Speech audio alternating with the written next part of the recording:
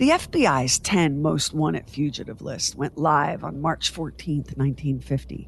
Once you make that list, the only way off of it is to die, be captured, or have the charges against you dropped. They made an exception to that, though, back in June 2018.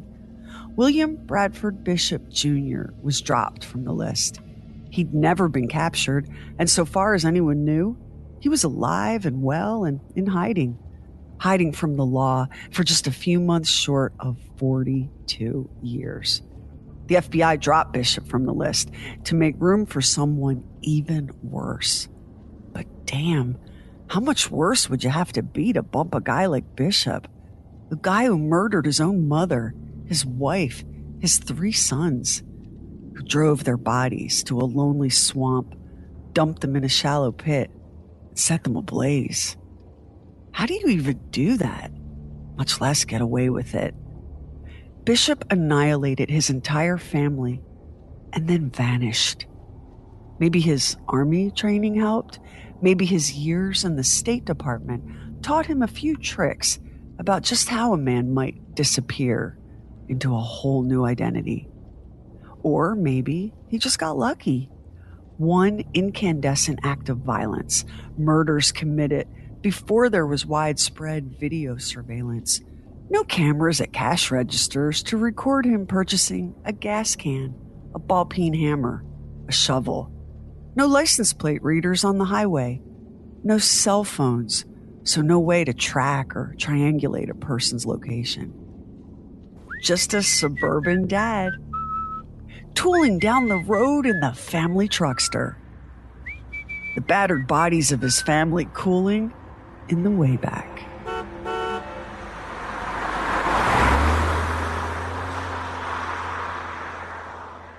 And make out a small beam of light against the mirror.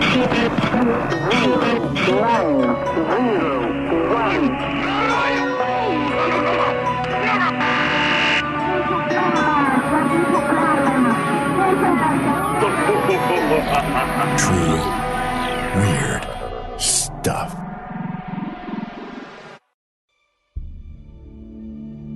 March 2nd, 1976. At least 4 of the 5 persons whose bodies were unearthed in this rural peninsula county had been bludgeoned to death before they were set afire, state medical officials said today. However, other details of the grisly incident remain locked in the pine forests, where the bodies of 2 women and 2 boys were uncovered. It was a forestry agent in Terrell County, North Carolina, Ronald Brickhouse, who discovered the bodies. Brickhouse was investigating a brush fire, never dreaming that the cause of the 3-acre blaze was a pile of corpses doused in gasoline. Horrific as it was, the burns were fairly superficial. Law enforcement expected to quickly identify the victims, though Terrell County Sheriff Royce Rhodes didn't think they were local. The boys, they were wearing pajamas. The 2 youngest had towels. They were wrapped around their heads. The younger woman, she was dressed in dungarees. She had a dungaree jacket. The older lady had an overcoat with a fur collar. I believe I'd have recognized them if they were from around here. And Sheriff Rhodes added, Well, there have been no reports of missing persons in this area. the area where the bodies were found was about 40 miles west of Nags Head. That's a town on North Carolina's Outer Banks. And the banks are a string of barrier islands separating the Atlantic Ocean from the Albemarle, Currituck, and Pamlico Sounds. Even now, 50 years after those bodies were discovered, it's still a heavily rural, sparsely populated part of the state. In fact, Terrell County remains the least populated county in North Carolina. The kind of place you drive through on your way to the beach. Mile after mile of pine forests and swampland. It's home to red wolves and bobcat and black bears. Bald eagles and peregrine falcons patrol the skies. More than a third of the county is covered in water.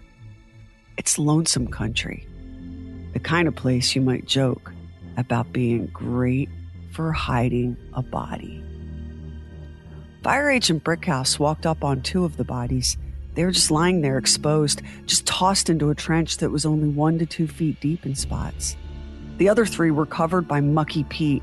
They call it Pocosin soil. Wet, dense, rich in organic material. It took a team of sheriff's deputies to uncover those victims. It was a grisly scene. That grave was a freshly dug hole. Brickhouse saw what he thought was a pile of discarded hogs.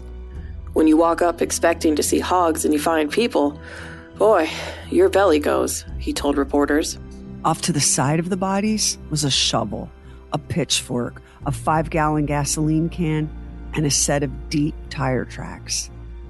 What police would learn about those 5 burned bodies would make headlines around the world and kick off a mystery that remains unsolved to this day. March 9th, 1976. A U.S. State Department official is being sought by police for questioning in the bludgeoned death of 5 members of this family, whose burning bodies were found in a swampy grave near the eastern North Carolina village of Columbia. That State Department employee was William Bradford Bishop, Jr., who had failed to report for work for a week. The burning bodies of Bishop's mother, wife, and 3 children were discovered a week ago, piled in an open, gasoline-soaked pit nearly 300 miles from their home in the Washington, D.C. suburbs. A neighbor of the Bishop family had gone to the police in Montgomery County, Maryland, worried that the family hadn't been seen in days. No cars, no kids, no sign of life at all. When the cops arrived at the Bishop's home in the pricey and exclusive Carderock Springs section of Bethesda, they weren't expecting to find a crime scene. But there were ominous dark trails leading from the house to the driveway. Bloodstains in all 4 bedrooms of the split-level house. Yet no sign of forced entry, no sign of a struggle anywhere in the home. No weapon was found on the scene. Police said it appeared the bodies were carried out the front door of the home, loaded into the family's 1974 station wagon, and then driven the 275 miles to the isolated eastern North Carolina burial site. The station wagon was reportedly seen near the gravesite about 10 a.m. the next morning, shortly before the fire that led to the discovery of the bodies. How does a person drive 275 miles with the battered bodies of his wife, children, and mother piled in the car? All that literal dead weight right behind you, concealed beneath a blanket or a tarp. But even so, the size, the shape. Is that foul bundle beginning to leak? Do you even dare to pull over to check? Are you in shock? Are you crying? Are you queasy? Or are you strangely calm? The doing of it was terrible. You flinch and recoil from that memory. The oddly hollow crunch a skull makes as it's caved in. The stickiness of the blood, all that blood. But it's done now. It's done now. It's done now. It's done now. It's done now. Your wife Annette, dead. Your mother Lobelia, dead. Your sons, Brad III, 14, Brent, 10, and Jeffrey, 5. They're all dead. This isn't the time to ruminate. This is the time to set sloppy emotions aside and act. There are things that need to be done. And so, Bishop steered that 1974 bronze-colored Chevy Malibu station wagon off Interstate 95 South and onto North Carolina's state roads, eventually turning onto Highway 64. The spot he chose in Terrell County wasn't far from the road. He had to be careful. A station wagon isn't the best choice for a boggy, rutted dirt lane in the swamps. He came prepared, though, with a shovel and a pitchfork. In fact, it was that shovel, discarded at the crime scene, that gave North Carolina police their first clue that their unidentified victims might have come from the Washington, D.C. area. That shovel had a sticker on it, the label of a hardware store in Montgomery County, Maryland, where it had been purchased. An example of one of the many tiny details that are so easily overlooked when a person is busy committing murder and hiding the bodies.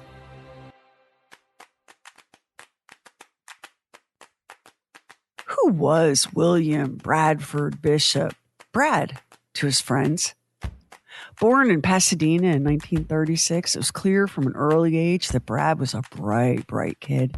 He graduated from Yale, earned his first master's degree at Middlebury College, and his second master's at UCLA. He married his high school girlfriend, Annette Weiss. He joined the U.S. Army and served 4 years in counterintelligence.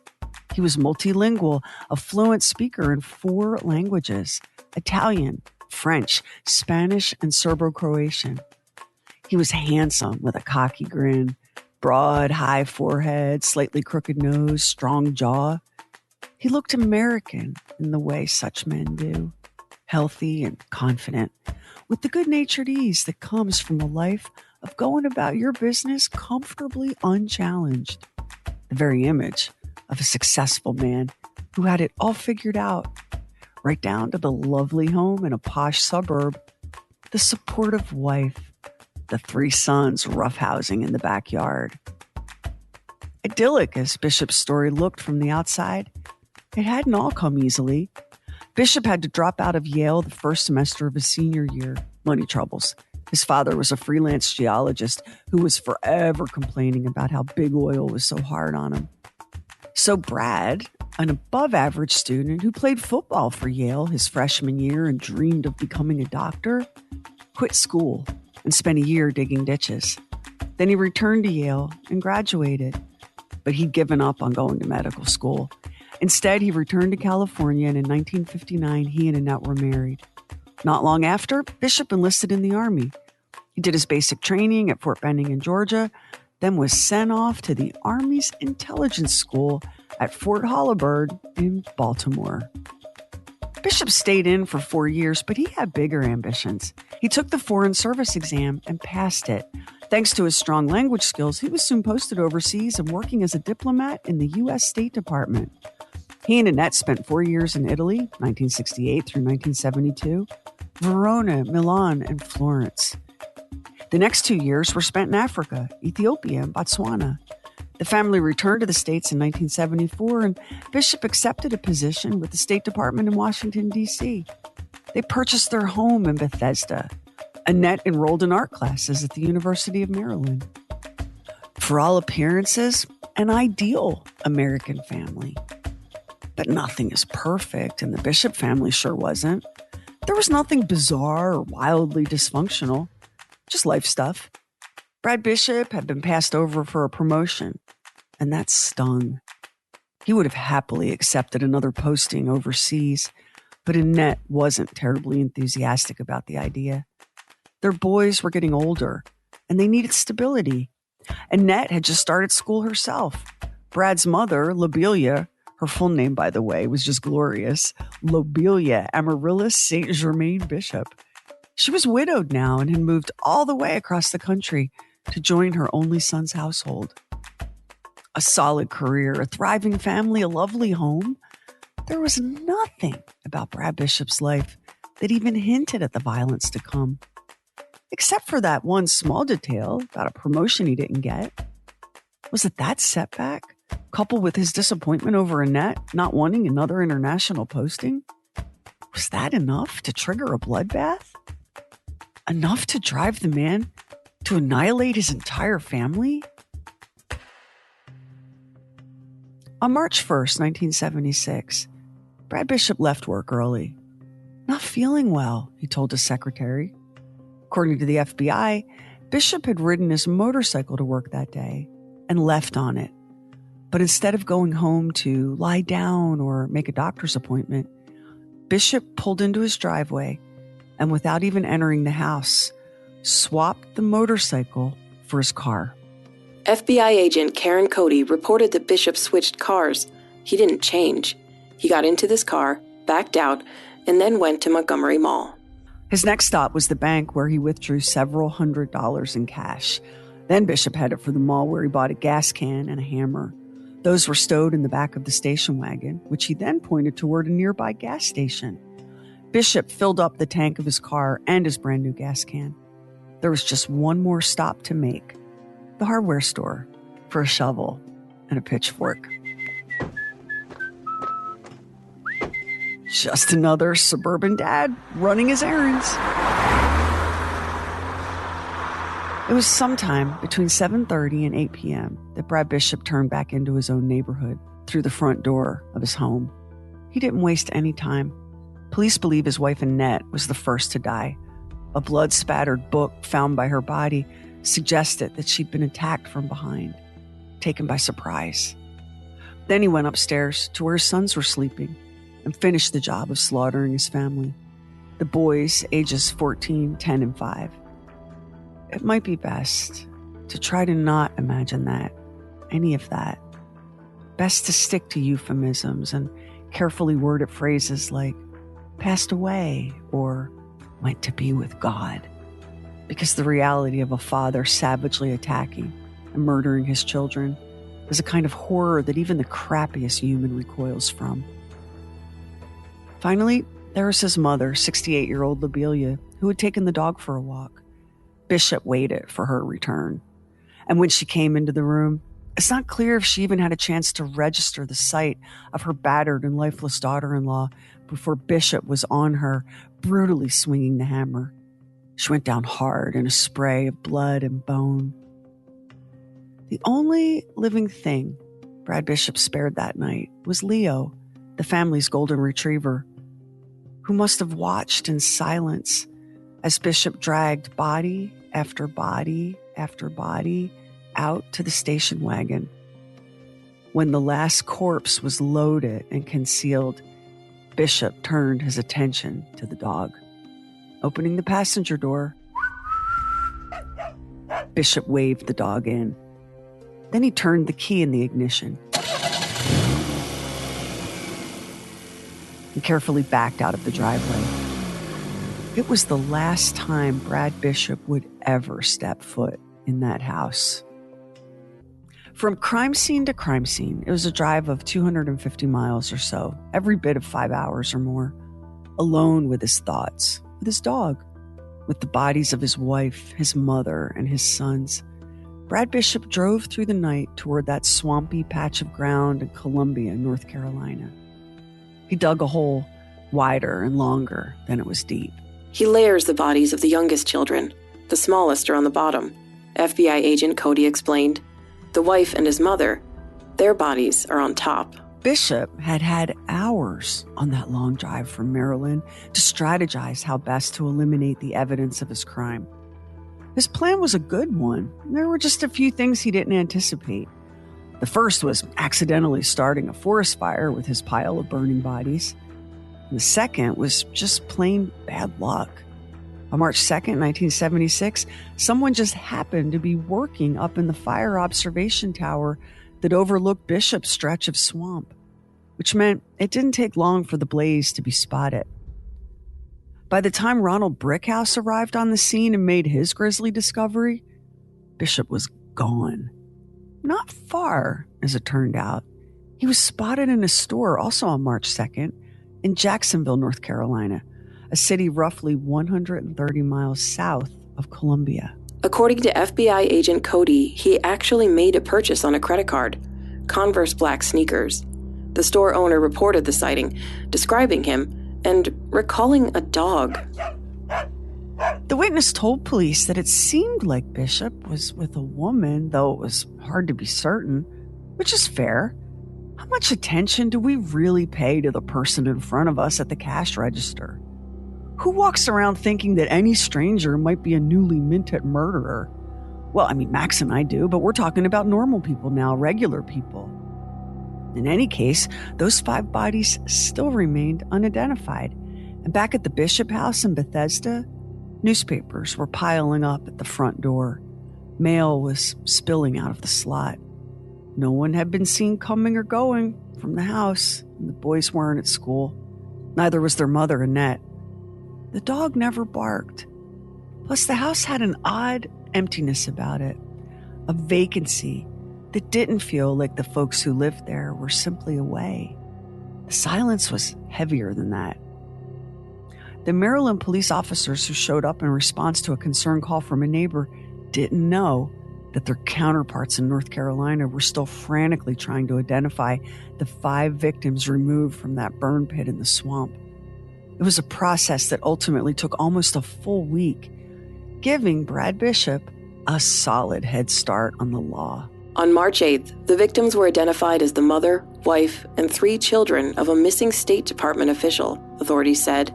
North Carolina Attorney General Rufus Edmiston announced that they were searching for a member of the family as a suspect in the slayings. A big break in the case finally came on March 18th, 1976, when police found a bronze-colored Chevy Malibu station wagon abandoned in a parking lot near a hiking trail in Tennessee's Great Smoky Mountains. A routine check on the license plates revealed that the car belonged to a person of interest in a murder. That was a shock that was more than backed up by the contents of the car. Luggage, a shaving kit containing medication prescribed to one W.B. Bishop, a box of dog biscuits, a heavily blood-stained blanket, an axe, a shotgun. In the rear of the station wagon, the well that held the spare tire was full to the brim with congealing blood. FBI agent Robert Kelly said the 1974 Chevrolet with Maryland plates was definitely identified as Bishop's car. The authorities assumed that Bishop had his diplomatic passport with him, since a thorough search of his home and workplace failed to turn that up. Authorities also believed that Bishop was armed with a Smith & Wesson revolver. Park rangers said the car apparently had been in the lot used primarily by hikers for a week or 10 days. The car was towed to the park ranger station outside Gatlinburg, where FBI agents planned to dust it for prints and search it for clues. A jacket, shotgun, and a suitcase were found in the vehicle. At this point, it wasn't clear what had become of Brad Bishop. The FBI said Bishop may have hiked up one of 3 trails leading from that unpaved parking lot and committed suicide. The Smokies are bear country, though. Was it possible that Bishop overestimated his skills and met with a violent ending of his own at the paws and claws of a bear? This theory didn't get much traction. Bishop was known to be an avid outdoorsman, with army training to boot. Old home movies recovered by the FBI show Bishop loved the outdoors, even as a kid. He was described as athletic and adventurous, often camping, hiking, and skiing, and especially fond of the Sierra Nevada mountains in California. The idea that he couldn't manage to blend in with other hikers on that stretch of the Appalachian Trail seemed laughable. Bloodhounds were used in the search, but the dogs failed to pick up any trace of his scent. Doctors, hospitals, and pharmacies throughout the nation were alerted to watch out for Bishop. A 10-year veteran of the State Department, who may need a refill soon of an antidepressant drug. George T. Quinn, special agent in charge of the Baltimore FBI office, said the FBI's 59 field offices were notified that Bishop had been under psychiatric care and was taking a drug known as Serax. Agent Quinn said that based on past usage patterns, Bishop was due for a refill and might be suffering withdrawal symptoms that could include suicidal ideation. Because we come from a future that's at least marginally more informed about mental health, we know that family annihilation isn't a side effect of medications designed to treat depression. The drug that Bishop was taking, Serax, is a benzodiazepine, sedating and addictive. They still prescribe it some today for anxiety disorders and the symptoms of alcohol withdrawal. In Bishop's day, Serax was often prescribed to treat not just depression, but irritability, agitation, and insomnia. It's a description that associates of the 39-year-old Brad Bishop say fit the man. A description that might fit a lot of us. Yet how many times have you slaughtered your entire family with a hammer and then driven through the night as their bodies cooled and stiffened in the car seat behind you? Your hands gripping the steering wheel? Look, there's still blood caked under your fingernails. And the dog, he's such a good boy, isn't he? He's near frantic from the smell of death and the confusion of this terrible night. But he trusts you. He wants to trust you. Can he trust you? He's always been such a good boy. The best boy. You're a good boy, Leo. A good dog. The kind of dog that you decide gets to live on the night your entire family will die by your hand.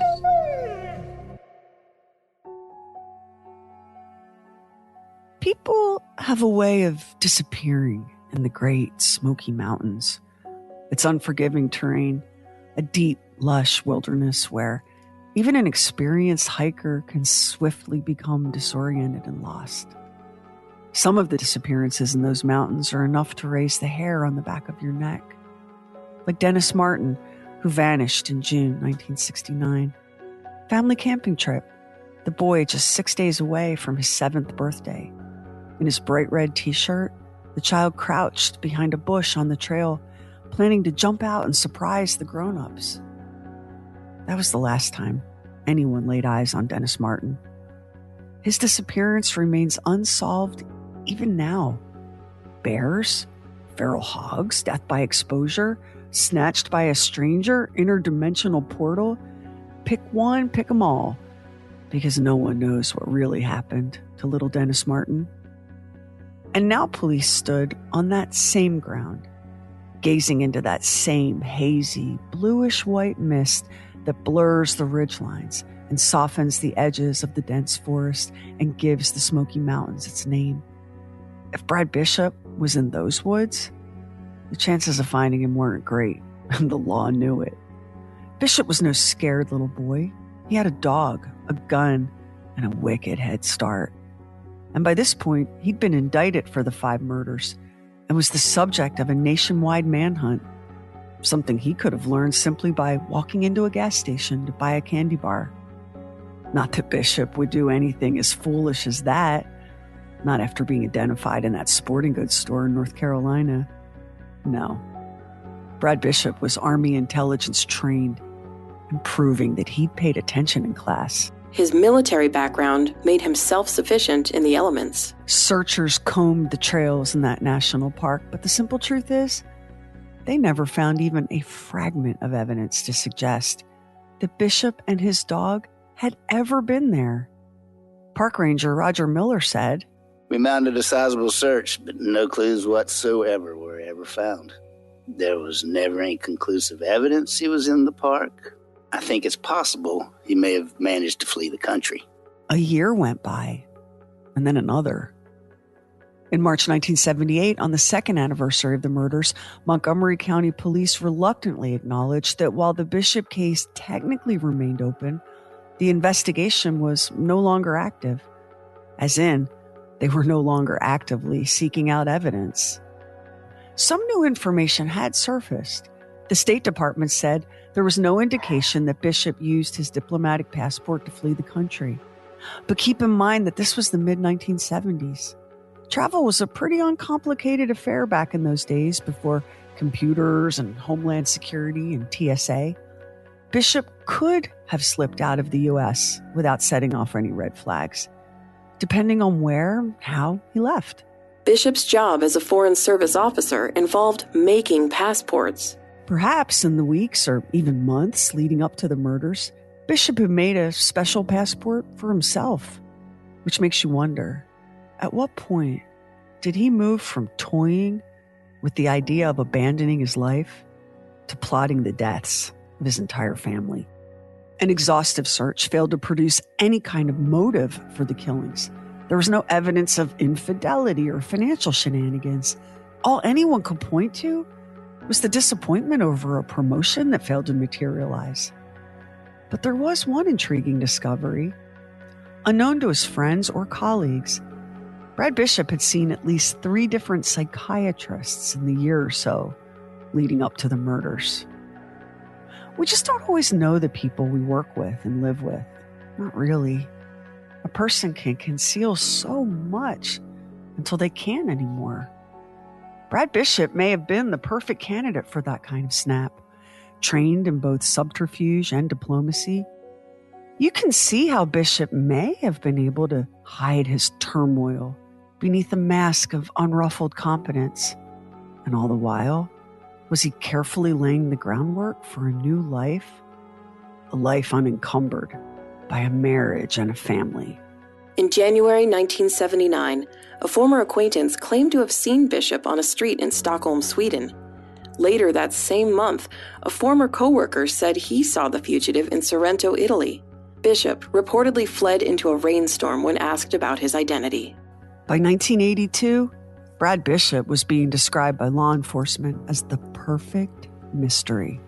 North Carolina State Attorney General Rufus Edmiston declared that the only thing he could say for sure about Brad Bishop is that he believed the man was still alive.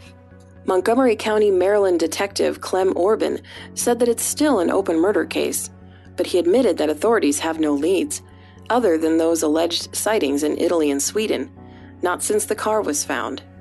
Mr. Orban calls the Bishop case one of the most bizarre and brutal in his memory, and says it is very, very easy for people to disappear, even in the United States. March 2nd, 1986, the 10-year anniversary of the Bishop murders. Annette Bishop's brother, Robert Weiss, told the press that he guessed time does heal wounds. It was hard for him to believe that a decade had passed. Investigators refused to accept the possibility that Brad Bishop was dead. His language and intelligence skills suggested that he'd have an easier time than most creating a whole new identity, building a whole new life in another country. And with no statute of limitation on murder, the authorities hung on, hoping that Bishop would make a mistake, that they might yet pull off an arrest. As FBI agent Stanley Orenstein put it, "You never give up. You can't. In a fugitive case, it is whole hog or no pig. You either find the person or you don't." In 1992, an official with Scotland Yard said that American mass murderer Brad Bishop was thought to be living under a false identity in the UK, possibly remarried. When asked if Bishop might still be a threat, the detective responded like your classic dry as a cracker Brit. Detective Chief Inspector Alan Wright said, "I would call him dangerous purely and simply because he killed his own family and children and then tried to burn the bodies." If Scotland Yard was right, we'll never know, because Bishop continued to outwit the law. This is the kind of story that haunts a place, haunts the people who brush up against it, like our very own Max. But Max wasn't the only kid growing up in the DC suburbs who locked in on this story and couldn't let it go. Steve Vogt was 11 years old when Brad Bishop murdered his family. He grew up to be an FBI special agent investigating the Bishop case. If you're disciplined, you stay out of trouble, you don't get fingerprinted, you create a new identity, and don't talk to anybody you ever knew before, you won't get caught, especially in 1976. It was FBI agent Steve Vogt who helped put Brad Bishop on the FBI's 10 most wanted list. Vogt didn't think that Bishop was in Europe. Vogt thought it was more likely that he'd managed to find a quiet life for himself somewhere in the southern United States. Montgomery County Police Detective Brian Stafford disagreed. Look, we never got the revolver back. He walked off into the Great Smoky Mountains and shot himself. 10 years, then 15, 20, and 30 years later, March 2006. Bob Miss, retired radio and TV newsman, has no qualms about living in a murder house and grudgingly tolerates the reporters and camera crews who still show up at his door in the Carter Rock Springs section of Bethesda, Maryland. Nice was philosophical about living in a murder house, acknowledging that while it didn't bother him a bit, others were uncomfortable, including his own brother, who flatly refused to even visit the place for the 30-plus years Nice and his family lived there.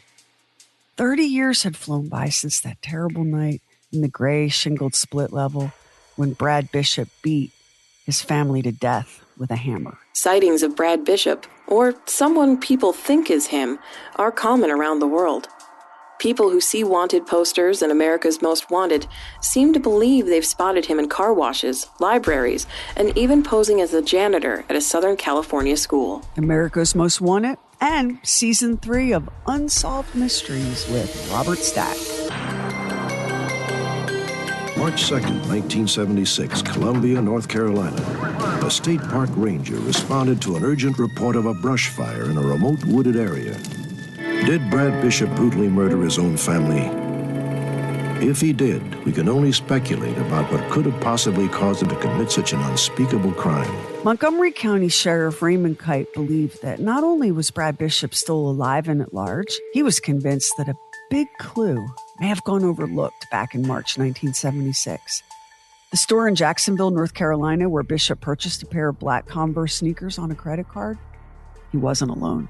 There was a woman with him, The store owner insisted, holding Leo the dog's leash. She was wearing a beautiful dress. He said he described her as dark-skinned and Caribbean. Montgomery County Police Detective Robert Kiefer agreed with Kite that identifying that woman might just break the case wide open. Kiefer uncovered a clue as to her whereabouts in 1992 when, while digging through Bishop's old files at the State Department, he found a March 15, 1976 letter sent to Bishop from a convicted bank robber that made a vague reference to a woman, passports, and the area where the bodies were discovered. The numbered letter, apparently the sixth in a series, indicates Bishop may have been planning his family's murder for months. Now, in answer to your question, yes, I am most sure she is in the North Carolina State Penitentiary, wrote the bank robber, A. Ken Bankston, but he does not name the woman. Bankston died in 1983. Perhaps if the letter had not languished for 16 years in State Department archives, investigators may have been able to sort out any connection between Bankston and Bishop. If Bankston was in some way involved in the planning of the murders, he took that knowledge to his grave. There were rumors of CIA involvement, and why not? Bishop had military, intelligence, and diplomatic training and experience. A CIA wet dream if there ever was one.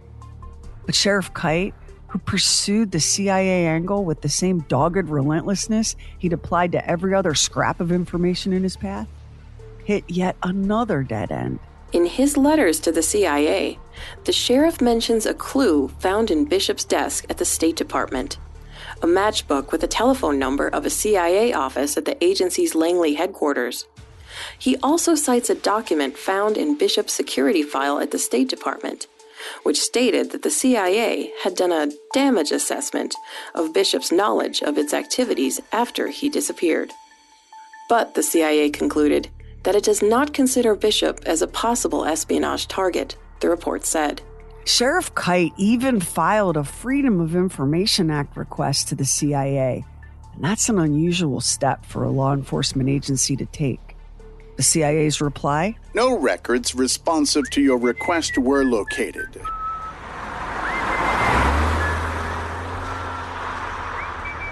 Now more than 50 years have passed since that March evening in 1976 when Brad Bishop strolled through his own front door, hammer in hand. How much rage would a person have to be holding to do what he did? There was nothing swift about it. No way to have any distance from the violence, the sheer savagery of bringing hammer down on flesh and bone. The effort of it, his own sweat mixing with the blood of his wife, his sons, his mother. A man capable of beating 5 people to death. The blood was everywhere. Floor, walls, even the ceiling was splattered in gore. Brad Bishop's intellect, his fluency in multiple languages, the carefully polished demeanor of the career diplomat, all a mask concealing a deep well of fury and resentment. To bludgeon another human being to death, that's close up, intimate, personal. Perpetrators who kill this way are often guilty of overkill, violence driven by unrestrained anger, inflicting trauma far beyond what's necessary to cause death. This is what Bishop did to his family, turning the bodies of his wife, his sons, and his mother into mangled, brutalized flesh. Even seasoned detectives shuddered at the thought of driving through the night with that gory cargo. How could anyone manage it? And the fact that in all that mad, wild carnage, Brad Bishop spared only the family dog. 50 years, and Bishop, who would be 89 years old if he's still alive, well, he got away with it. He got away with murder, and the thing that has haunted investigators for half a century? The why. FBI agent Steve Vogt believes it all comes down to money. A promotion and raise that didn't happen. A missed mortgage payment. Bishop was unhappy with his desk job in Washington. He wanted out of the suburban dream and back to a posting overseas in the Foreign Service. That his wife Annette could be satisfied with this dull life in Bethesda? That she would hold him back for her own selfish reasons? The more Bishop dwelled on it, the more enraged he became. It was so unfair. The way they just expected him to carry on like a robot, like an automaton, as though all he was a provider, providing for the lives of others while his own dreams slipped farther and farther out of reach. Was this it then? Was this all there would ever be for him? Like the song goes, this is not my beautiful wife. This is not my beautiful house. How did I get here?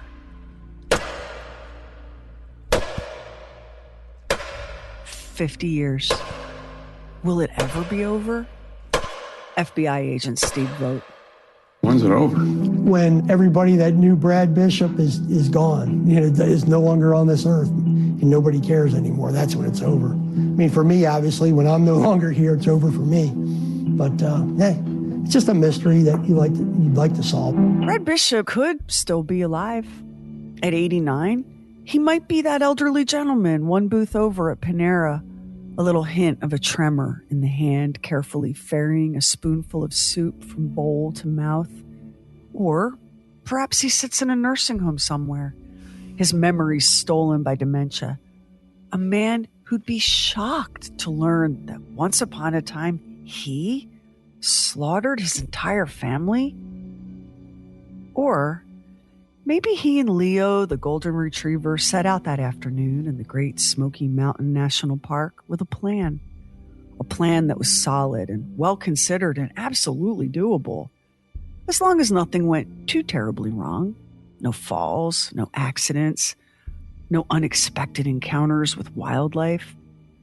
Bishop knew he couldn't risk the well-traveled paths, couldn't risk encounters with curious tourists or observant park rangers.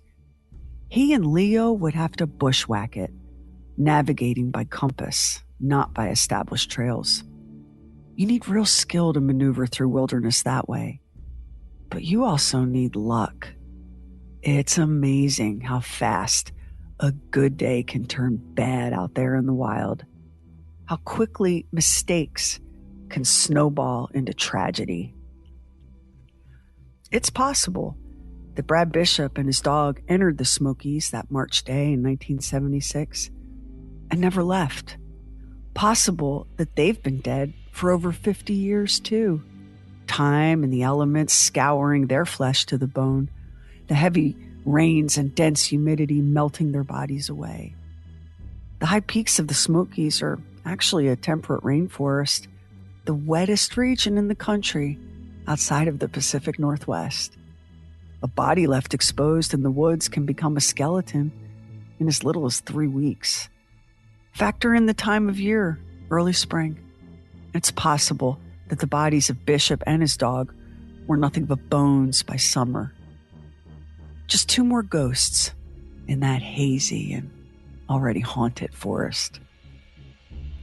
Even if that turned out to be true, it might be closure, but it wouldn't be justice. Because in this case, justice, like Brad Bishop himself, is something we're probably never gonna find.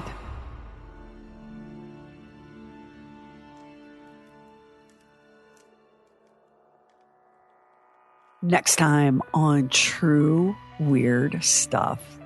From Samson and Delilah to the Broadway musical called Hair, human beings are obsessed with this stuff.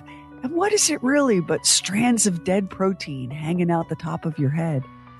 But there are people with such a fetish, such a fascination, such a need to touch the hair of others that they're willing to come through your window at night. The Hair Phantom on the next True Weird Stuff. Special thanks to our voice talents, Aaron Cox, Kevin Nash, Lamar Richardson, and Carrie Doc Bowser. Sherry, each of our episodes are like a child. Which do you love the most? Let me say, not only do I love this the most, but I also know the most about this. And part of the reason, and I think you talked about it during the narration, is I grew up in the Washington, D.C. area. I could have been Bradford Bishop's son. I was about his son's age. And it was all over the media and the newspapers. You could not escape it. Now, you have to understand, I was such a weird child. I'm going to the library, and my favorite books are books about the Manson murders, the Kennedy assassination, the Lincoln assassination, and there was another murder that happened up in Ohio that I became fascinated with as well. The name is escaping me right now. Anyhow, I would go to the point that I would go in. I was ignoring schoolwork to go through the microfilm of newspaper accounts about some of these murders. I was so obsessed with them as a child. I think my parents didn't care as long as I was reading and going to the library. They didn't care the fact that I was interested in this very bizarre, macabre stuff. But this story fascinates because it's possible that he did continue to live. I think that, this happened in your backyard. Right. Stories like this shape us, especially, in childhood. And so when I look at you and the FBI agent, Steve Vogt, he's like your age. You would have been old enough to be Brad's youngest. Yeah. Right. So as little boys, you're looking at a family that looks a lot like yours. Right. So, and right down to, because like your Brad Bishop, he doesn't look like your dad, but it's that same gray suit, slicked back hair. It's that same handsome of that era. Right. A mom, a dad, a lovely suburban home, 3 children. I just described your family. I just described Steve Vogt's family. Right. So go ahead. Well, as a child, we as children, we believe certain things about the world. That's what makes childhood magical, is that we believe that we are safe and loved and protected, and that our parents are our protectors. And so when we have a story like what happened with the Bishop family, as children, we realize, the monster might live inside the house. Mm-hmm. And I think that is really traumatizing for some kids, clearly for you, clearly for Steve Vogt. I come at this. I didn't know about the Brad Bishop case. I would have been a little kid in Wyoming. This kind of news, while it made it out west, I wasn't paying attention to it. Mm-hmm. But I lived with a monster. I fully expected. I am amazed to be sitting here because I fully expected my father to murder my mother and my brothers and I before I turned 21. So stories like this sink their teeth into people like us. Well, there was another murder, and I don't want to go too far down a rabbit hole with this, but there was one in New Jersey with a guy by the name of John List. And John List murdered. So there are parallels between these two stories. John List also murdered his 3 children, his wife, and his mother, as did Brad Bishop. We don't know what happened to the John List dog, though. That was never discussed. The only difference between the two of these, John List was caught by America's Most Wanted many years after the fact. I want to say that it was like 19, 20 years after the fact, because they did a bust of what he would look like, and they put it on, and all of a sudden there were people going, I know who this guy is, and that's how he got arrested. One of the things, and he was an old man when they popped him. Yeah, he was. Remember? Right. Yeah. So you were like, how could Bradford Bishop do all this and then he not have any thoughts about it as he went through it? When they interviewed John List said, once I made the decision, this took on a life of its own. And so I was almost disassociated from it. So I'm wondering if perhaps that was the case with Brad Bishop, where he said, okay, fine, I have made the decision. I'm going to do this. And once it did, it just rolled like a snowball down the hill. That was my best guess, too, because the simple truth is the man is such an enigma even now, all these years later, right? Because you didn't get your promotion. I mean, as motives for murdering 5 human beings go, that one seems thin, right? But it's when you start adding it up. I think that something was broken in Brad early on that just wasn't detected because he was such an overachiever. I can tell you from experience as like a parent and as a person that, boy, you can be just coming apart at the seams, but if you're on the honor roll, nobody notices, you know? And that's kind of where Brad was. Let's pause here. So one of the things that's fascinating to me about this murder is, on the one hand, he seems like he's organized, but on the other hand, he seems like he's not. We assume that he knew where he was going to take these bodies, but I don't believe that he did. I think that he made the choice to do the murders. And of course, at that time, we didn't have Ring doorbells, or as you said in the narrative, we didn't have the license plate, none of that stuff. So because if he had better planned this part of it, he would have not tried to burn bodies, which is a terrible way to dispose of bodies, as we have found many times over. He would have done that in a different way. So I think that on the one hand, it seems like he's organized, but on the other hand, he didn't think through what he was going to do next in this situation. Completely agree. And let's look at it. He may have been daydreaming about this crime, but he left work, went home, swapped vehicles. This is like, let's go through that afternoon, because when you really go through that afternoon, it's so fucking cold and scary. He tells his secretary at the State Department that he's not feeling well. He thinks he might be coming down with the flu. And he gets on his motorcycle and he goes home. He pulls the motorcycle into the garage and gets out and gets into the station wagon and backs it up. He doesn't go in to say hello or anything. That's the first place for me.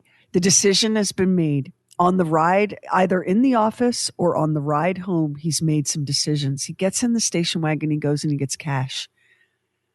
And he buys the hammer, the gas can, the shovel, the pitchfork.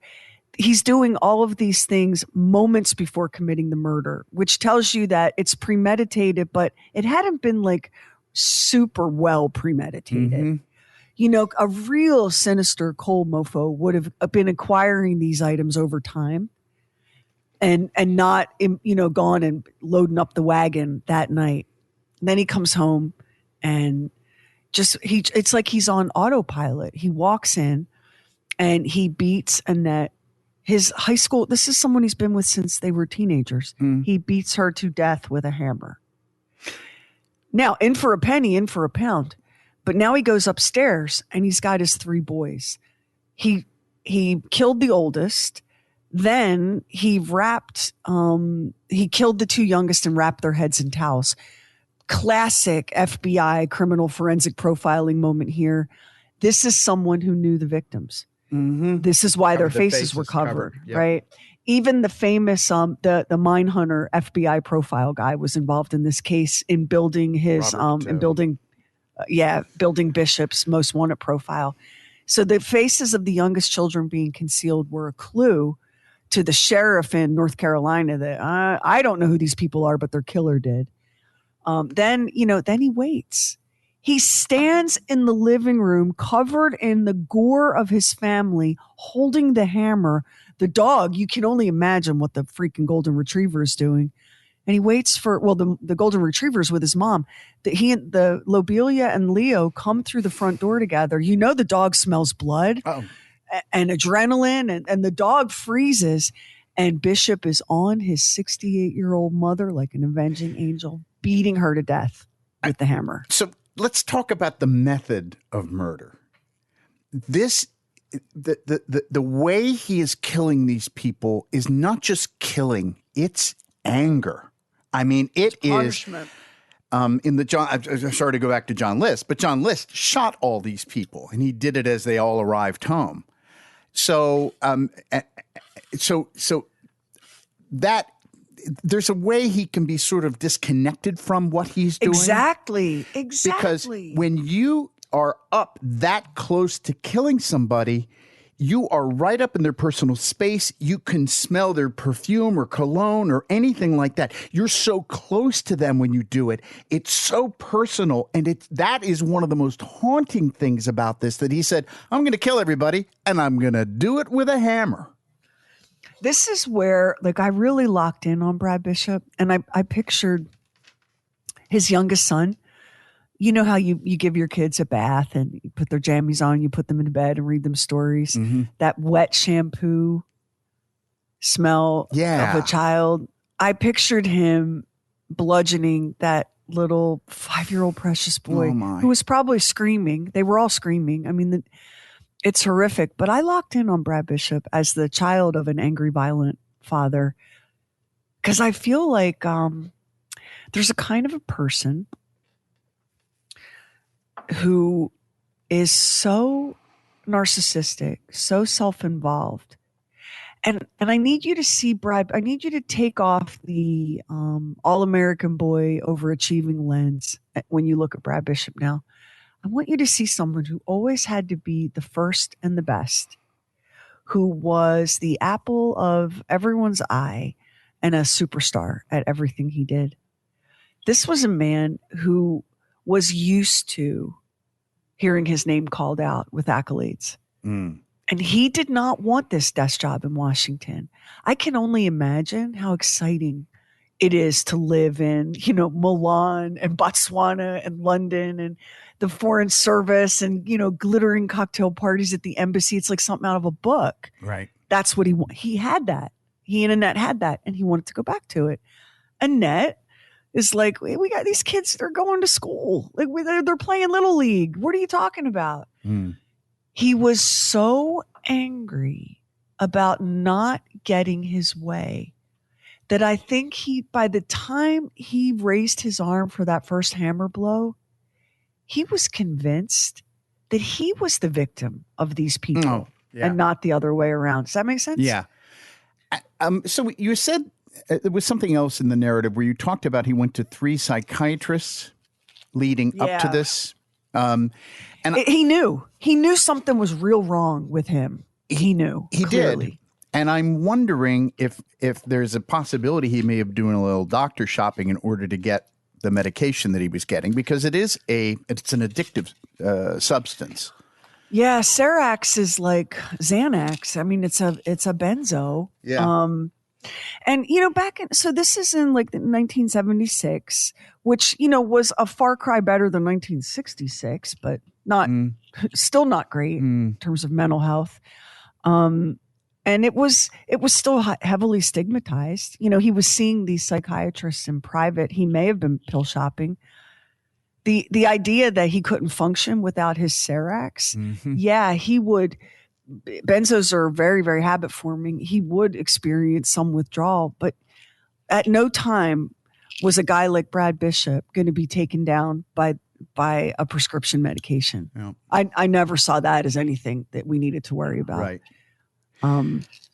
So I think that he was furious. I think he had the furious, impotent rage of the narcissist, of the child that's been told you can't have that toy. And everyone is going to pay for it. He was so, you can't be anything other than blind with rage to bludgeon 5 human beings to death, one after the next in your home. You just can't be. Do you remember Robert Hansen, the guy that worked for the FBI who was a spy? There was a similarity because he had a slight as far as a promotion was concerned, and he fueled what he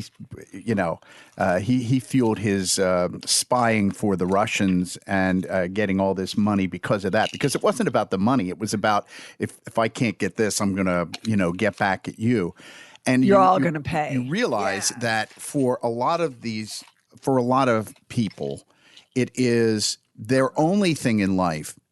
Everything else is a prop. Their own accomplishment is the only thing that is important. How they're thought of, their prestige, all of this sort of stuff. And it's interesting how Robert Hansen funneled it into spying, and then Bradford Bishop funneled it into murdering his entire family. We once had a charming sociopath in our studio. We did. On our radio show, and we won't identify this individual because they would love that attention. But we had a very charming sociopath in the room who explained to us that the way the world worked was it was like a movie, and he was the star, and everything in the movie, the story, all the characters revolved around him and served him. And everyone else, wife, kids, employer, friends, family, background characters, easily interchangeable, easily replaced. And the way he explained it, he was so charmingly persuasive. I mean, it was crazy bullshit, but you saw inside this person's head. It was so crazy that it almost seemed like it was parody, like it was like you're joking, right? Yeah. But then you do realize that is how this particular person actually thought. Can we talk about the inmate and the woman? Because my feeling about this always has been that there was some sort of help along the way, that somehow, some way he was able to get some kind of help. Because if he has, so they recalled, as you said in the narrative, about the woman holding the leash of the dog when they went to the store, and that they did identify that there was this woman. And then there is this inmate who died in 1983 connected with this. I've often felt that, yes, he may have perished with the dog in the Great Smoky Mountains, but I believe that someone drove him from Tennessee, where he left his car in a park. I agree with you. I think that this woman appears in this sporting goods store in Jacksonville, North Carolina, and then never again. Like, we have she appears and disappears, but she's clearly integral to this plot in some way. I mean, unless he literally turns to a complete stranger and says, "Hey, can you hang on to my dog while I get my wallet?" That doesn't seem likely, right? It doesn't. But do you remember when the Oklahoma City bombing happened? There were pictures of a couple people that they said were possible suspects, and one of them was Timothy McVeigh, and the other person was just somebody who happened to be in the rental car place at the time. So that is possible, but I think there's more to that story. I really do. It's wild because the implication would be then that he was having an affair with this woman. This is the thing about Brad Bishop. He's such a zero for law enforcement. There was no evidence of an affair. There was just no indication that he was anything other than what he appeared to be. That doesn't mean that he didn't cheat and was getting away with it. We just had less ways to track it back then. Yeah, we just don't know. So I think it's one of two things. The reason I agree with you that someone picked him up in that parking lot in Tennessee and the car was a red herring that worked beautifully, by the way. Here's why I agree with you. Even like we could do an entire episode called The Great Smoky Mountain National Park. Be careful, y'all. Yeah. Because from a terrain and climate standpoint, it's no damn wonder there are so many stories and legends and there's so much lore around the place. You can basically leave a body out there and it ain't nothing to find 3 weeks later. Between climate and insect and animal activity, it's a great place to dump a body. FYI, for anyone looking for that. Mm-hmm. But they sent in bloodhounds, and even the dogs couldn't pick up a trace of the man's scent. Now, if he had so the murders were committed on March 1st. He was spotted in Jacksonville, North Carolina on March 2nd. If he drove all night, he could get to that parking lot sometime on March 3rd. The car was found on March 18th. Has enough time and weather activity happened to wash away the man's scent on the trail? Yeah, probably. Yeah. I don't know how bloodhounds work, but they didn't find anything, which does make you think he was never there. Mm-hmm. Yeah. So he did have some kind of help. He had such a head start on them too, that anything is possible. I mean, he could have ended up in Canada and flown out of Canada to go somewhere, or anything. The kind of passport he had. So he had a diplomatic passport. We'll talk about that for a second because you did talk about how he worked in plastic. So diplomatic passports mean when you go to the airport, they go, okay, just going through. You're not going through a lot of the same BS Even the rest now. of us have to. Even now. So I have to remind you that in 1976, you didn't need a passport to go to Canada or Mexico. You could just drive. That's right. So he could have been riding shotgun with that unknown woman and Leo the dog, and they crossed into Mexico or Canada. And then he gets on a flight with his diplomatic passport. There are no computers back then. Somebody wrote down that this man, but under a different name because he was in the business of making passports, right? Let's say he made himself a passport, John Smith. John Smith departs out of Mexico City for Brussels.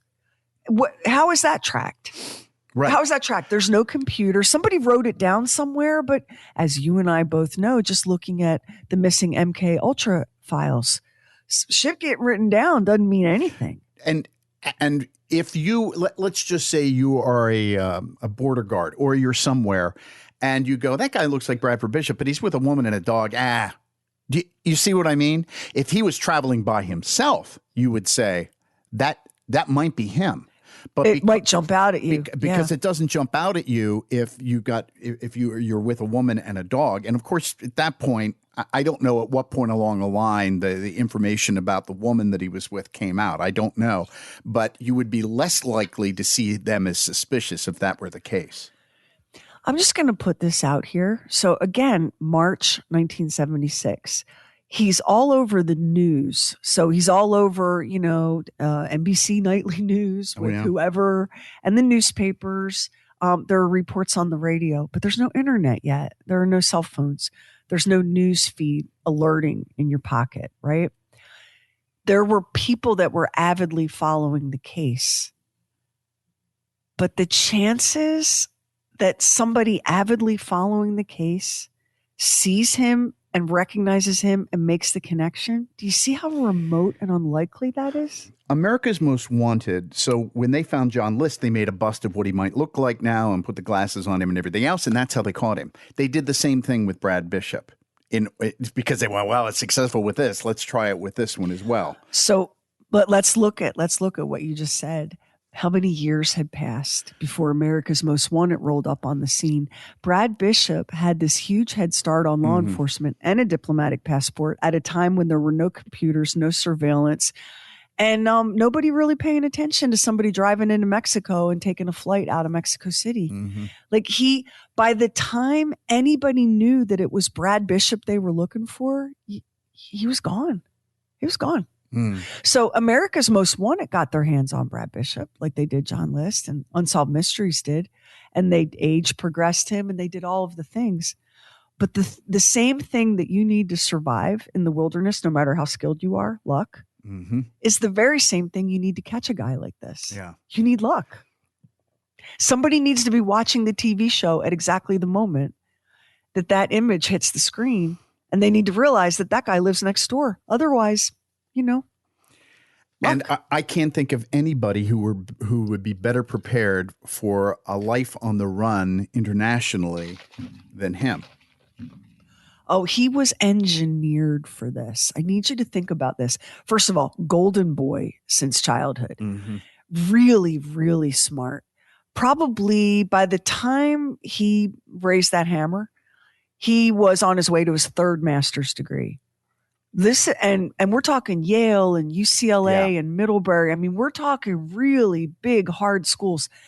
The Army sent him to Army Intelligence School. What do you think they teach you there in Army Intelligence School? All their secrets. One of the things they teach you is how to lie. Because in order to spot a liar, you got to know how a lie is built, right? Right. So you look at all, and then of course he was at Fort Benning, right, where he's sliding on his belly through the poison ivy as part of his training. This was not a regular person. Brad Bishop was an engineered ghost.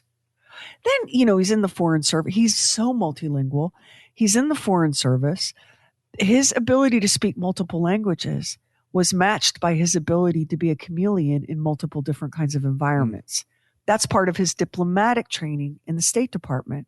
So we've got a guy that's been trained how to build and break down a lie, trained how to survive in the woods, and trained how to seamlessly blend from one environment into the next, acquiring information, not releasing it. Also, the perfect, you just built the perfect killer. Also, so he was spotted overseas by some people, perhaps in Sweden, perhaps in Italy, perhaps in UK. What was interesting about when he would be approached, somebody said, "Are you Brad Bishop?" If somebody came up to me and said, "Are you Brad Bishop?" I'd say, "No, I'm sorry, you got the wrong person." I wouldn't run the other direction.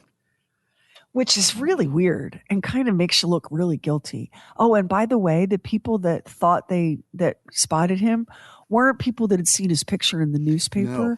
They were coworkers in the State Department. Yep. They were former military and government people. So I think they actually spotted him. That's why I think he's not a moldering, pile of minerals in the Great Smokies. I think he got away with murder. I think he did too. And I think he had help. A guy like Brad Bishop, and this is the part that's so chilling, is you just don't know if you're lying next to that person. You don't know, Max. No, you don't. Because so many times, you and I have talked about murder cases where the people seem like they're living these everyday suburban lives and then do something horrific like this. And you absolutely don't know what's going on in somebody's head. You think you might, but you really don't. There are aspects of this story that I have to shy away from them, because if I spend too much time looking into that abyss looks back, to quote Nietzsche. And one of them is this. So his wife, Annette, they'd known each other since they were young teenagers. Do you think that Annette ever once said to herself, I bet Brad could murder us all in cold blood? Do you think Annette, can you imagine the shock, the disbelief, the betrayal, the pain of Annette in that moment, seeing this man that she's known most of her life coming at her in violence? Do you know something that when I listened to the podcast "Father Once Is Dead" about the John List murder, you introduced such a good show. I think one of the most haunting aspects of that was the fact that these people that he killed, not only did it affect them, but his sons had friends, and how that affected the friends in the John List murder, how that affected them at that time, and how they were so spooked by it, the person became a phantom. Are they there? Are they not there? And that all of them, almost to a person, were so affected by what had transpired. All of these years later, over 50 years later, they're still haunted by this. These crimes, they ripple. And they're never really done. They're never really over. Like, when you think about what Brad Bishop did, he killed all three of his children. And his mother. And his wife. And his mother. I mean, the neighborhood, the schools where his children went, the University of Maryland where Annette was studying. It was her turn, She'd been the dutiful Foreign Service wife. She'd had the babies and, gotten the kids all into school. It was her turn to go back to school. And he hated it. He was pissed. He wanted to move to Croatia or what have you. But you think about all of the people that were touched by this. Annette's brother, the family that moved into the home after they finally, put it up for sale. Bob Nice a legendary Washington, D.C. radio news guy, which is probably why he was able to live in the house, because he had some distance from it, as a reporter. But his own brother would never set foot in the place that was so freaking haunted. Are you not surprised they didn't tear the house down? That's what they did. They've done that in other cases. The List home burned down, and I'm thinking about John Wayne Gacy. They just tore the house down. They tore it down. I'm surprised that they didn't tear the house down. They had a bit of a tough time selling it, and the family that bought it got a discount. They got a murder discount, but the people that were affected by this, Ronald Brickhouse, the fire agent in North Carolina who found the bodies, you think he ever really got over that? You think he didn't see that every time he closed his eyes? No. It was horrifying. No, you're right. You're right about that. And Bishop's co-workers at the State Department who'd gone to backyard cookouts with his family in New Annette, they were devastated. Guys that had, hey, buddy, let's get a beer, realized that they were, in fellowship with a mass murderer. They were devastated. The cops who worked on this case never. This is one of those instances where, like, when you're watching a Dateline and the detective is retired and he's 1,000 years old, but he's still got a manila box or a box full of manila folders because he's trying to solve it before he dies. Every FBI agent, every sheriff, every deputy, every beat cop, everyone in Maryland and North Carolina and Tennessee who even touched this case is haunted by it. Yeah, because for them, it wasn't just a job that they forget about. They lived this. They lived this day and night. And when you become obsessed with it, if you're in law enforcement, it's bad for your family, let's put it that way, for a lot of them that I've heard talk about. This case in particular. Whew.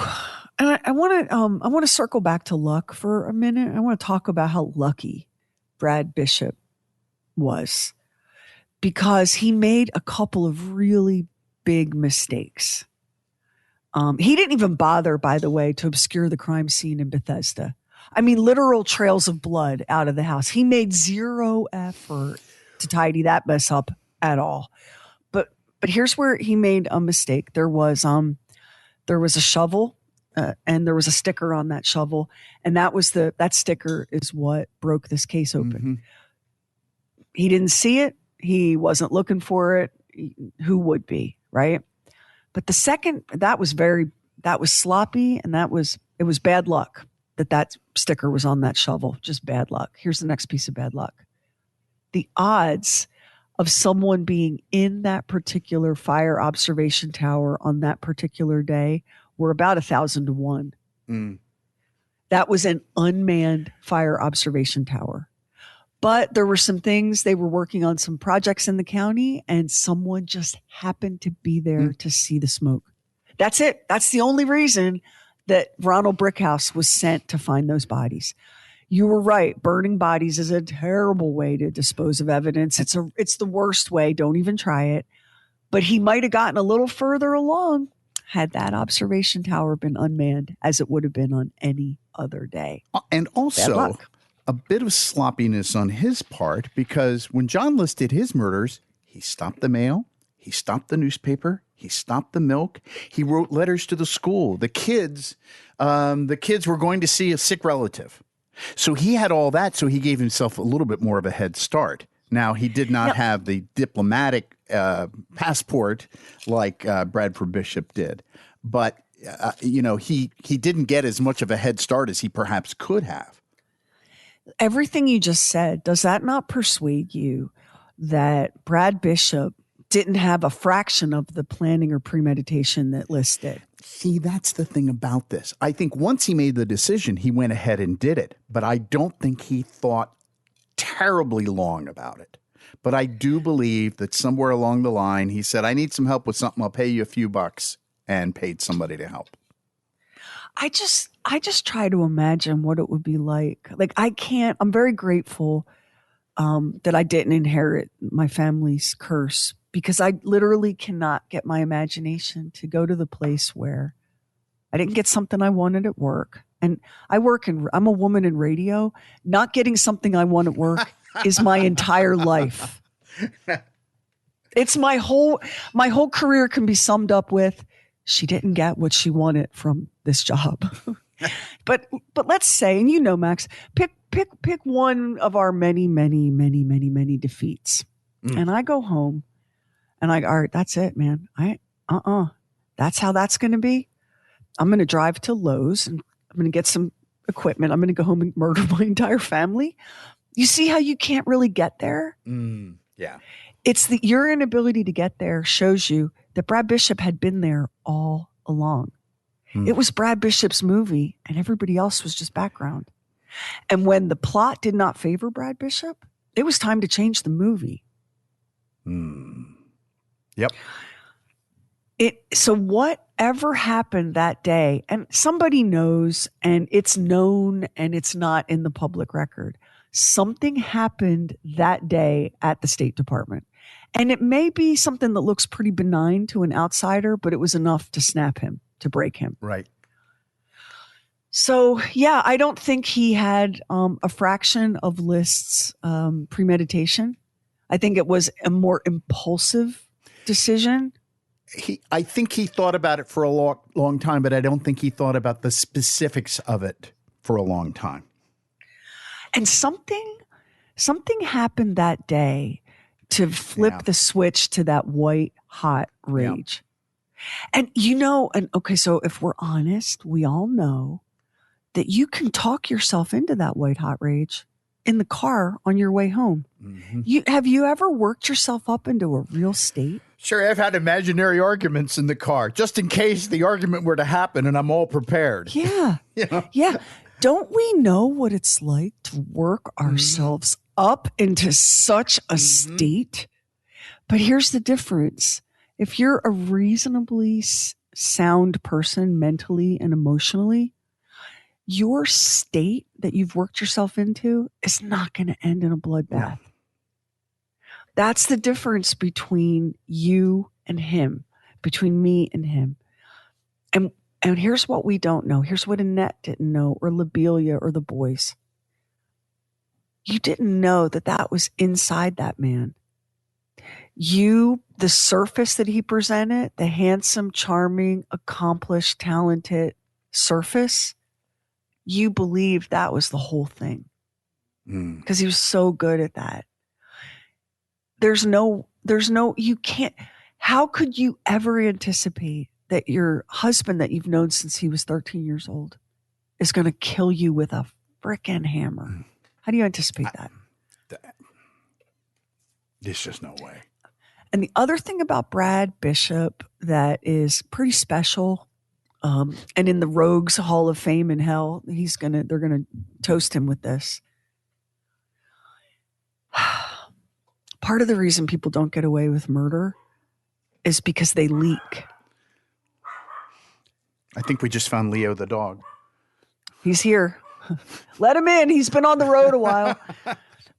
They leak. They're guilt leaks. Right. They're one of two things. They're leaking guilt, or they want you to know they got away with it. They leak, they talk. Like BTK. He wanted you. He wanted you to know. He was as leaky as a spaghetti strainer. Bishop never leaked. Clearly. He was able to do this thing and then wash the blood off and start over. And he didn't need you to know how clever he was or cunning. He didn't need to brag about the details of his escape. He didn't need to tell you the stories about how tricky it was getting out of the Smoky Mountain National Park without being seen. He didn't need that attention. He literally amputated the part of his life that was married to Annette, the son of Lobelia, the father of those three boys. He amputated that in a moment and started a whole new life. And that's why he got away with it. How many of us would have the willpower to shut up?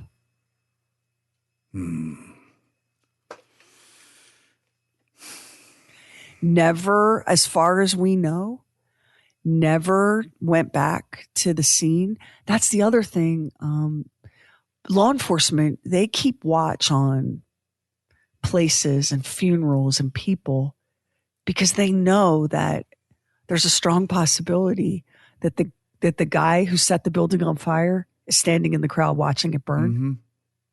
That the guy who committed the murder is in the very back of the funeral watching it go down. Right. They waited to see if Brad Bishop would ever loop back through his old haunts in California or Maryland, his former military buddies. Would anybody brush up against him? Nothing. Which is why some people think he's dead in the Great Smokies.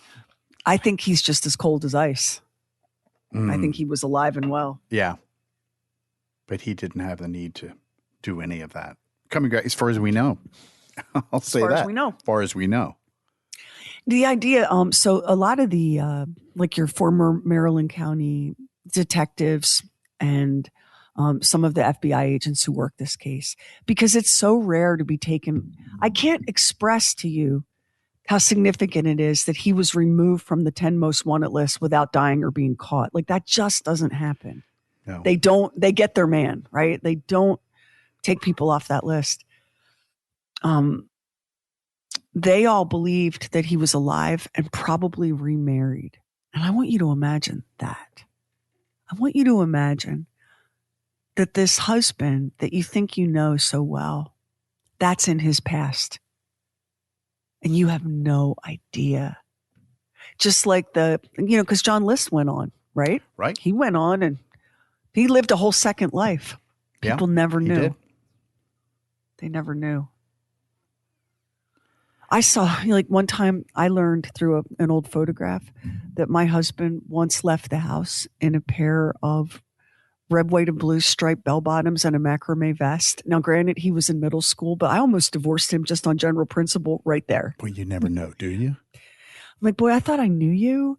And apparently you're the kind of man that went to a middle school dance in a macrame vest. I'm hiring a lawyer. What would you do if you found out that the person you live with was a mass murderer?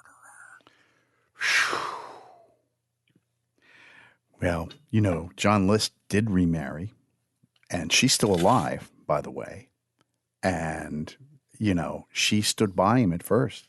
And I would never. And he told her in jail, sell it to the tabloids so you can make some money. Oh my God. It probably doesn't say anything good about me that I could not stand behind you. Well, she did initially because she couldn't believe it, but ultimately, she didn't. So let me ask you a question, Max. These people that say, I just can't believe he would ever do that or she would ever do that. Tell me the truth in all seriousness.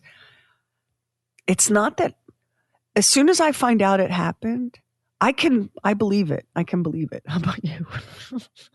I totally can believe it. You and I have had discussions about certain people where we go, if I heard this about that person, I would believe it. That they did something really horrific, that I would believe it. Absolutely. Like I'm pretty sure I know my husband very well. And I'm like besties with his ex-wife, so I know he didn't murder her. But I know where she is right now. I can find her. But if the police came to me and showed me compelling evidence that Kevin was a mass murderer, sweetie, I'm sorry. We had a good run, but you are on your own for this. Yeah. All right. Well, so I desperately want it because I know this has haunted you since childhood. I desperately want it for us to put some of this to rest for you, but I don't know that anyone can do that. No, you just stirred it up again because I believe there's somebody in an assisted care facility who's going, "Hey, Brad, they're doing another podcast about you. They're talking about you again."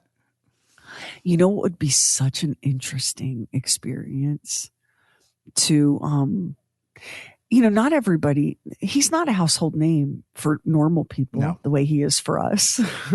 Because we're weirdos. He's not, So there's somebody who, like like every once in a while, just recently I did some volunteer stuff in a memory care facility, remember? Mm-hmm. Yeah. And people say wild things. One of the clients there was a retired FBI agent. Very charming, interesting gentleman. But of course he's lost in dementia. He could have said anything to me and I would have dismissed it. Probably, right? Yeah. A guy like Brad Bishop, somebody could be wiping, his lunch off of his cheeks. And he's saying things like, I killed them all.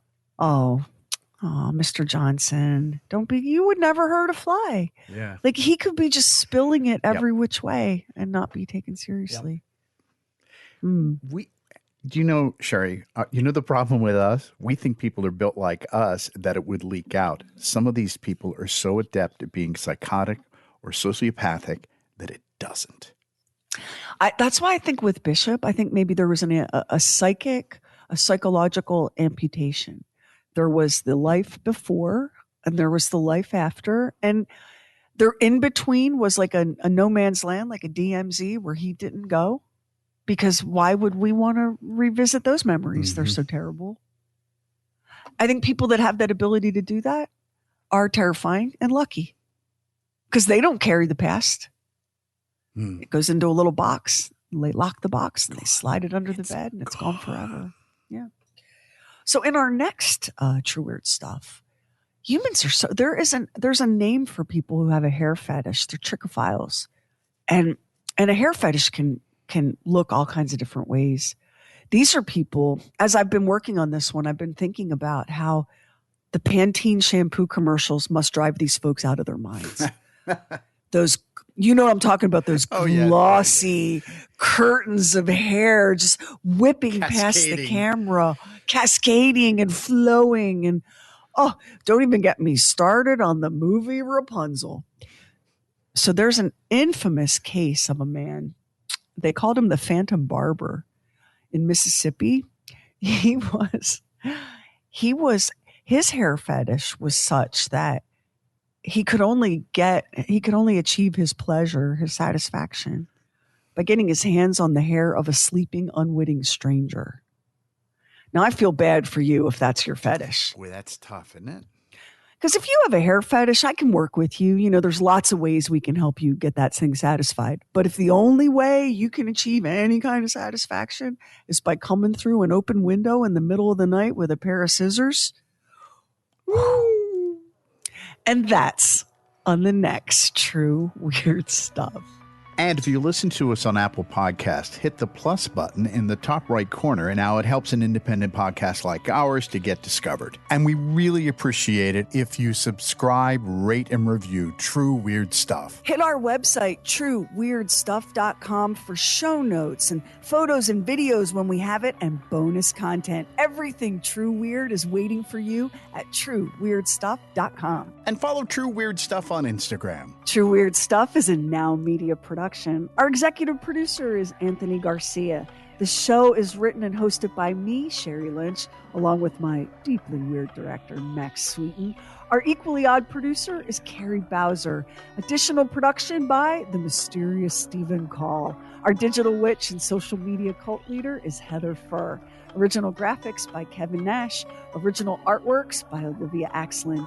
True Weird original music composed and performed by Jack Griffin and Zane Nash. Copyright 2026, Now Media. All rights reserved, all wrongs remembered.